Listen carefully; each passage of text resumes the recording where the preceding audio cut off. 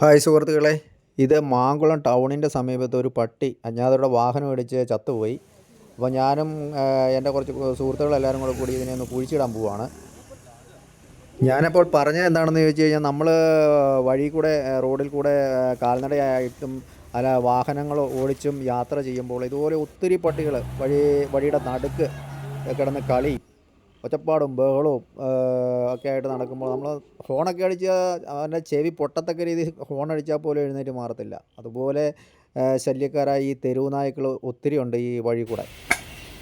ഈ തെരുവ് നായ്ക്കളുടെയൊക്കെ ആക്രമണങ്ങളിൽ നിന്ന് ജനങ്ങളുടെ ജീവനും സ്വത്തിനും എന്തെങ്കിലും സംരക്ഷണം ഈ ഗവൺമെൻറ് കൊടുക്കുന്നുണ്ടെങ്കിൽ അത് കാര്യമായിട്ട് വർക്കൗട്ട് ആകുന്നുണ്ടോ എന്ന് നമ്മൾ ചിന്തിച്ചിട്ടുണ്ടോ?